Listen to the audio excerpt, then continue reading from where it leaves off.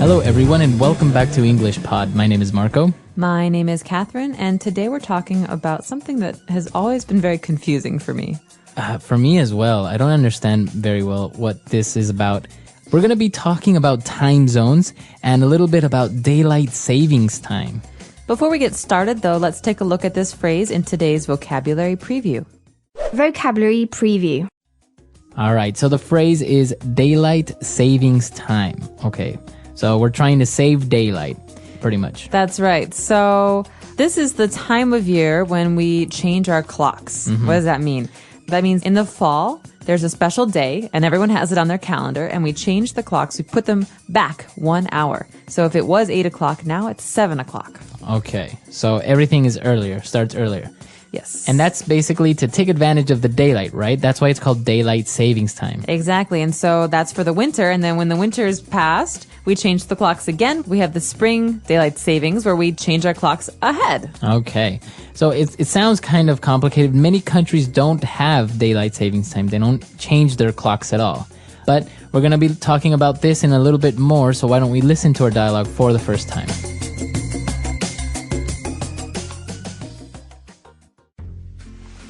Did you set your clock forward for daylight savings time? What? Why do we have to do that? Well, at the start of the spring, we usually have more daylight in the mornings and less in the afternoon. This is basically due to our position on the planet and the rotation of the Earth.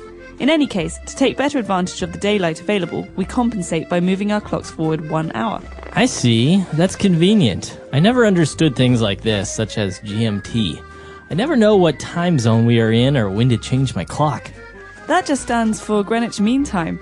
Here in California, we're in Pacific Standard Time. That is 8 time zones west of Greenwich. Remember when we were in Beijing? Well, then we were in China Standard Time, and that's 8 time zones east of Greenwich. That's why it was so weird traveling from Beijing to LA, because of the huge time difference. Even though we left Beijing at noon and flew for more than 8 hours, we still arrived in LA the same day at noon. It's like we went back in time. All right, we're back. So that was a pretty clear explanation of why we do these things. But maybe there were a couple of words that you didn't understand. So let's take a look at those now in Language Takeaway. Language takeaway. Well, Marco, what you were hinting at before, this idea that we have shorter days in the winter and longer days in the summer, has to do with the rotation of the Earth. And so the rotation of the Earth is our first phrase. Okay, so the Earth rotates. What does that mean if it rotates? Means to spin around, but not just to spin around anywhere. It means that if you draw a line through the middle of something, it never leaves that line. It just kind of turns. Okay, so it's spinning. Like the wheels on a car.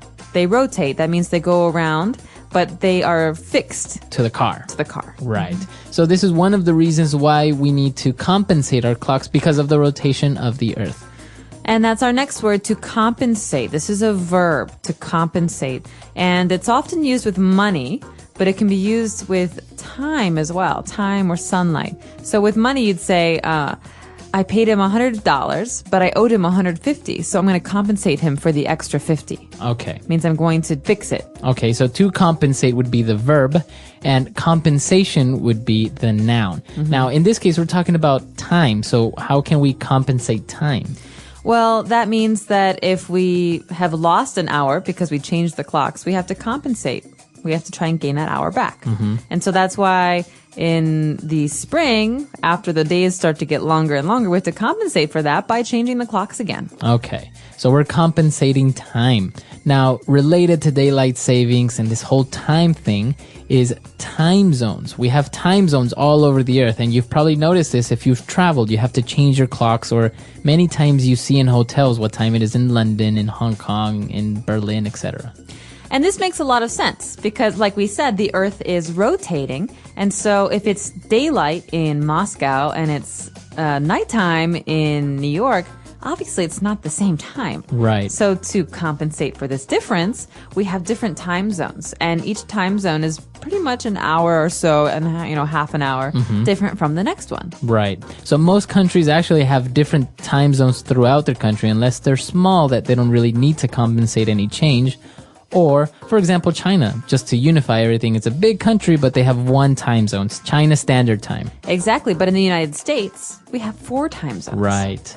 All right. So that's time zone. And now related to time zone is time difference. Okay, well, think about math here. Difference is a word that we use in math. And a time difference is the amount of time. That means how many hours there are between one time zone and another time zone. So, for example, Beijing and New York City. These are very, very far away from each other. If it's day in New York, it's night in Beijing. So that means if it's 7 in the morning in Beijing, it's probably around 7 at night in New York. So the time difference would be more or less 12 hours. Exactly. Wow. But when it's daylight savings time, it's 13. So be careful. Right. Okay. I think that's pretty clear. I think we should go back and listen to our dialogue again, and we'll be back soon with Fluency Builder. Did you set your clock forward for daylight savings time? What? Why do we have to do that? Well, at the start of the spring, we usually have more daylight in the mornings and less in the afternoon. This is basically due to our position on the planet and the rotation of the Earth. In any case, to take better advantage of the daylight available, we compensate by moving our clocks forward 1 hour. I see. That's convenient. I never understood things like this, such as GMT. I never know what time zone we are in or when to change my clock. That just stands for Greenwich Mean Time. Here in California, we're in Pacific Standard Time. That is 8 time zones west of Greenwich. Remember when we were in Beijing? Well, then we were in China Standard Time, and that's 8 time zones east of Greenwich. That's why it was so weird traveling from Beijing to LA, because of the huge time difference. Even though we left Beijing at noon and flew for more than 8 hours, we still arrived in LA the same day at noon. It's like we went back in time. All right, we're back. So now let's take a look at 3 key phrases in Fluency Builder. Fluency Builder. Oh, let's go back to the beginning of this dialogue. The person who's explaining all of these interesting things is saying that, well, in any case, to take better advantage of the daylight available, we compensate by moving our clocks forward 1 hour. So this is an important phrase. You could say to take better advantage of or to take advantage of. Let's talk about this. To All right. take advantage of something. So to take advantage of something is to use it efficiently, right? Or to take better advantage. So for example, if you drive to work every day and your neighbor drives to work every day and you work at the same place, you could take better advantage of your car and the cost by sharing the same car to work. Exactly. Or when people started to use computers, you could say, well, they were taking better advantage of their time by speeding things up, by making things faster with the computers. Right.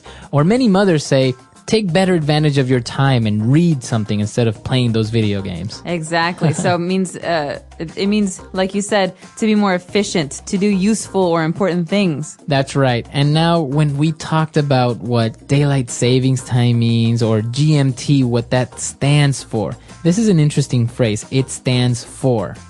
Well, think about it as a picture. So if something stands for something else, that means the original thing, it's not there anymore. And so in words and phrases like GMT, GMT doesn't mean anything by itself, but the G stands for something, the M it's an acronym. Okay. So this is an acronym that stands for, that represents 3 big long words. Okay. Greenwich Mean Time. Right.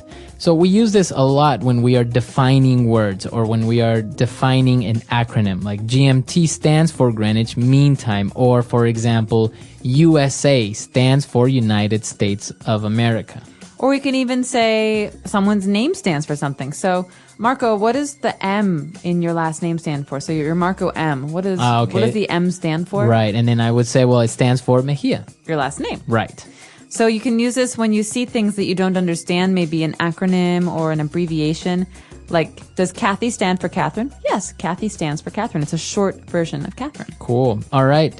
And well, now talking a little bit more about time, you've maybe seen the movie Back to the Future, and this is what it's all about, to go back in time. To go back in time. So we went back in time. This is what the person says about the flight from Beijing to LA. What's interesting is that to go back in time is kind of a fixed phrase. We always say it like this. So we could say, if you went back in time, where would you go? What Right. time? What place? Right. So to go back in time, you usually use it like this. Now, what if I wanted to say to go into the future? Could you say go forward in time? You could go forward in time, or you could go into the future. Right, go into the future. So remember, if you want to talk about going back in time, is usually traveling to the past. Exactly. All right, so that's all the phrases we have. Why don't we listen to the dialogue for the very last time?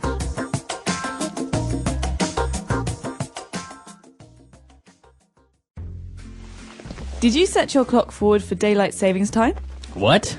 Why do we have to do that? Well, at the start of the spring, we usually have more daylight in the mornings and less in the afternoon. This is basically due to our position on the planet and the rotation of the Earth. In any case, to take better advantage of the daylight available, we compensate by moving our clocks forward 1 hour. I see. That's convenient. I never understood things like this, such as GMT. I never know what time zone we are in or when to change my clock. That just stands for Greenwich Mean Time. Here in California, we're in Pacific Standard Time. That is 8 time zones west of Greenwich. Remember when we were in Beijing? Well, then we were in China Standard Time, and that's 8 time zones east of Greenwich.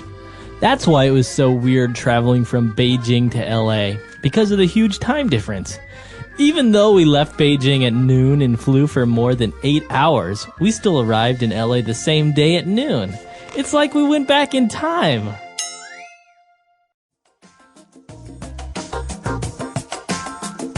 All right, we're back. And now this is actually something that really does happen, right? If you take off in an airplane from Beijing, you fly for a certain amount of hours and you reach California and it's still the same time. You reach it in the same day. It's very strange. The same thing happens to me when I go home. So I leave Shanghai and I arrive in Chicago and I arrive at the exact same time I left on the same day. So it's like if time never passed. No, it's the longest day of your entire life because it's not 24 hours. The flight is 14 hours. It's really 38 hours long, right? So it's really intense and exhausting. And then what happens is when you do the opposite, you go from Chicago to Shanghai, then you go into the future pretty much, right? Because you left on a Sunday, but you arrive on a Tuesday. Or in my case, yeah, you leave on a Sunday and you'd arrive on a Monday. Monday. And you lose half a day of your life. Right.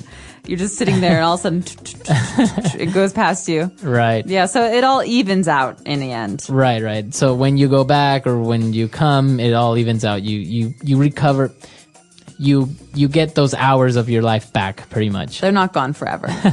All right. So if you guys have any questions, any doubts, you can send us an email at englishpod@praxislanguage.com or come to our website, englishpod.com. We hope to see you there. Ask away. And until next time, everyone. Bye. Bye.